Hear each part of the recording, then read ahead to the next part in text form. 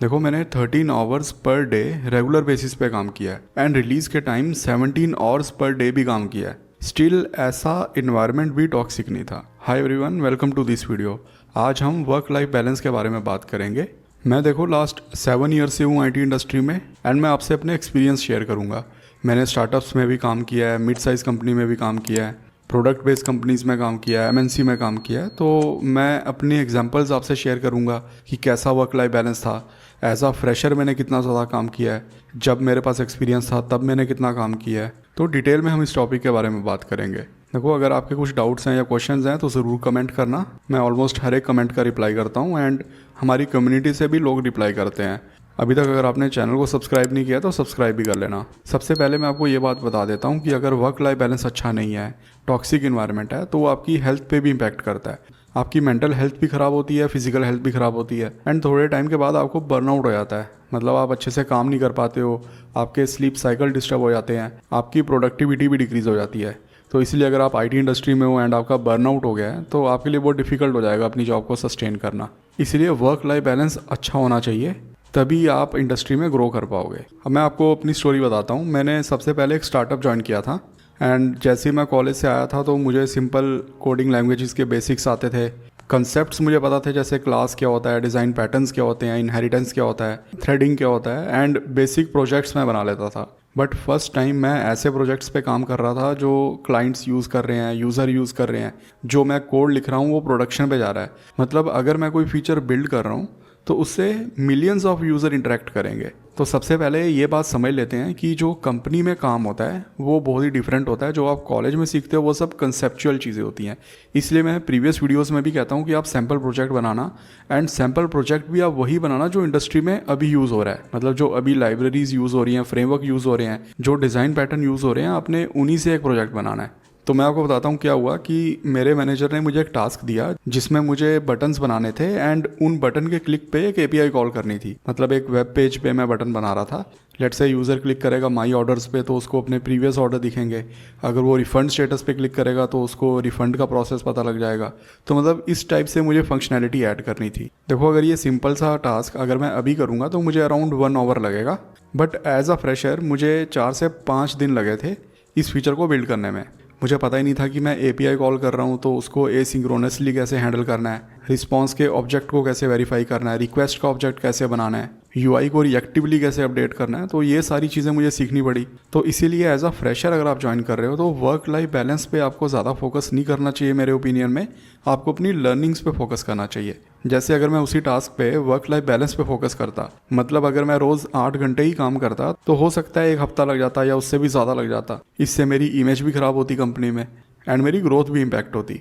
And जैसे मैंने आपको वीडियो की स्टार्टिंग में बताया था कि अराउंड 13 आवर्स पर डे मैं काम करता था। तो इसका मतलब ये नहीं है कि मैं कॉन्टीन्यूसली लैपटॉप पे बैठ के काम ही कर रहा हूँ। मतलब बीच में ब्रेक्स होती थी, मीटिंग्स होती थी, सीनियर डेवलपर से हम इंटरेक्ट करते थे, उनसे सीखते थे। मतलब इतना टाइम हम ऑफिस में ही रहते थे बट कॉन्टीन्यूसली काम नहीं करते थे।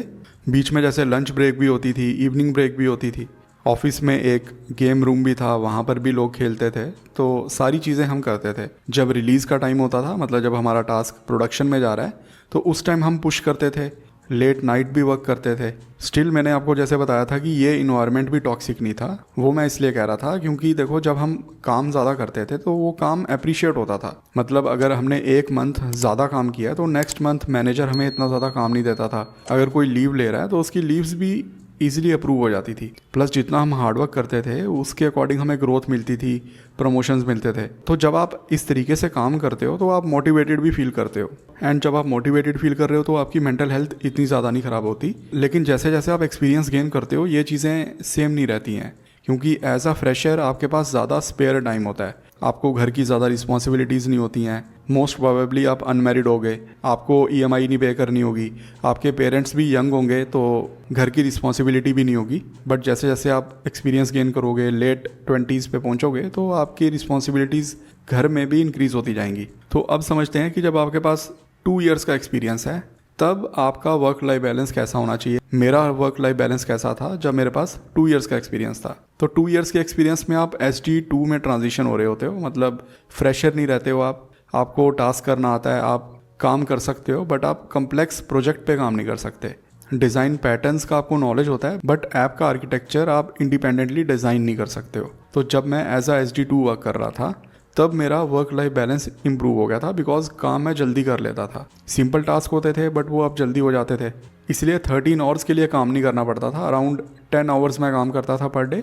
उन 10 आवर्स में भी कॉन्टिन्यूसली काम नहीं करते थे, मतलब बीच में मीटिंग्स होती थी, लंच ब्रेक्स होती थी, एंड काम आसानी से हो जाता था, ज़्यादा स्ट्रगल नहीं करना पड़ता था। मैं आपको एक इंटरेस्टिंग बात बताता हूँ।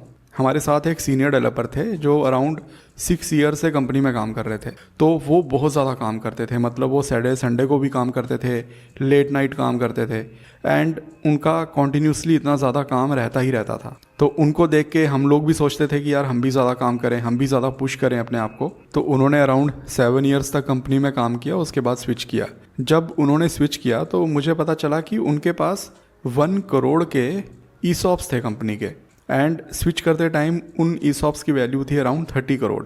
तो आप समझ रहे हो कि अगर वो इतना ज़्यादा काम कर रहे थे तो कंपनी उतना कंपनसेट भी कर रही थी। बट ऐसी कंपनसेशन सभी को मिल रही हो ये ज़रूरी नहीं होता है। इसीलिए अगर आप बहुत ज़्यादा काम कर रहे हो तो कंपनी भी अगर आपको उतना कंपनसेट करती है तब आप पुश कर सकते हो। उसका रीज़न ये है कि जब आप ज़्यादा काम करोगे तो आपका एक टाइम के बाद बर्नआउट होगा ही होगा, आपको ब्रेक लेनी होगी। हो सकता है आप 6 से 10 मंथ्स का ब्रेक लोगे। अगर आपको अच्छी कंपनसेशन मिल रही होगी तो आपकी सेविंग्स अच्छी होंगी, तो आप अफोर्ड कर सकते हो ब्रेक लेना। बट अगर आप ज़्यादा काम कर रहे हो, आपकी सैलरी भी अच्छी नहीं है, आपका बर्नआउट हो जाता है, अब आपको ब्रेक लेनी है, तो आपके लिए बहुत ज़्यादा डिफिकल्ट हो जाएगा एंड आपके लिए बहुत ज़्यादा स्ट्रेसफुल भी हो जाएगा। तो जैसे जैसे आप एक्सपीरियंस गेन करोगे आपका काम क्रिटिकल होता जाएगा, आप इंडिपेंडेंट फीचर्स में काम करोगे और वो फीचर्स भी क्रिटिकल होंगे, मतलब उन फीचर से कंपनी का रेवेन्यू जनरेट होता होगा।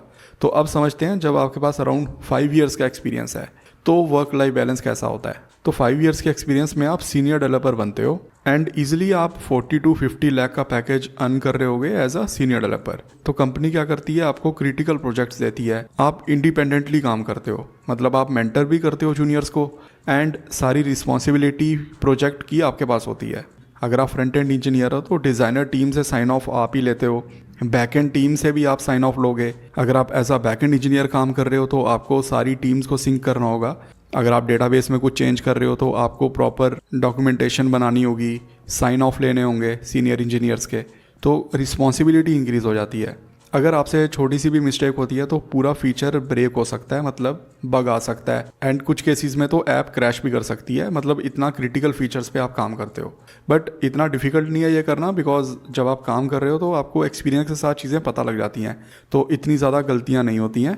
प्लस अगर कुछ मिस्टेक हो भी जाती है तो इतने ज़्यादा चेक्स होते हैं, मतलब जैसे ही आप फीचर बिल्ड करोगे वो फीचर पहले टेस्ट होगा, QA टीम उसको थॉरोली टेस्ट करेगी, काफ़ी सारे एरर्स पहले ही पता लग जाते हैं। इसीलिए विद एक्सपीरियंस ऐसा काम करना आसान हो जाता है। जो वर्क लाइफ बैलेंस होता है वो इम्पैक्ट कर सकता है, बिकॉज अगर आप किसी चीज़ पे ब्लॉक्ड हो, मतलब आपका फीचर डिले हो रहा है एंड एक डेडलाइन सेट है, तो आपको मेक श्योर करना है कि आप उस डेडलाइन पे डिलीवर करो, एंड आप फिर उस टाइम पे पुश करते हो। आप सैटरडे संडे को भी काम करते हो, आप अपने वर्किंग आवर्स को एक्सटेंड करते हो। अगर आप MNC में काम कर रहे हो तो आपको मल्टीपल टीम से इंटरेक्ट करना होता है, कुछ टीम्स का जो टाइम जोन होता है वो डिफरेंट होता है, तो इसलिए आपको उनके टाइम जोन के अकॉर्डिंग एडजस्ट करना होता है। प्लस जब आप सीनियर इंजीनियर बन रहे हो तो पर्सनल लाइफ में भी आप मैरिज करने का प्लान करोगे, आपकी रिस्पॉन्सिबिलिटी बढ़ जाएंगी, आप कुछ EMIs पे कर रहे होगे, अपने पेरेंट्स को भी आप सपोर्ट कर रहे होगे, तो अब आपके पास ज़्यादा स्पेयर टाइम नहीं होगा। तो इस केस में अगर आपका वर्क लाइफ बैलेंस ठीक नहीं है, मतलब आपको 15 आवर्स काम करना पड़ रहा है पर डे,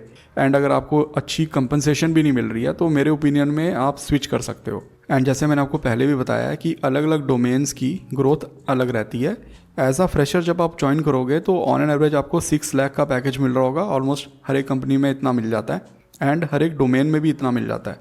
बट जैसे जैसे आप ग्रो करते हो, for example as a back end engineer with 5 years of experience आप अराउंड 50 लाख का पैकेज अर्न कर रहे होगे, but as a data analyst with 5 years of experience आप 30 लाख का पैकेज अर्न कर रहे होगे। तो 20 लाख का डिफरेंस है इन दोनों में। बट जो आपके एक्सपेंडिचर है, मतलब जो रूम का रेंट है, जो EMIs आप पे कर रहे हो, जो भी बिल्स आप दे रहे हो, ट्रैवलिंग का जो एक्सपेंडिचर है वो सेम रहेगा। इसलिए आपके लिए बहुत ज़्यादा इंपॉर्टेंट है कि आप कौन सी डोमेन चूज़ करते हो, बिकॉज विद एक्सपीरियंस आपकी ग्रोथ उस डोमेन पे बहुत ज़्यादा मैटर करेगी। मैंने पहले भी एक वीडियो बनाया जिसमें मैंने टॉप 7 हाई पेइंग जॉब्स के बारे में बात किया है, उस वीडियो का लिंक भी मैं डिस्क्रिप्शन में ऐड कर दूंगा, आप वो ज़रूर चेक कर लेना।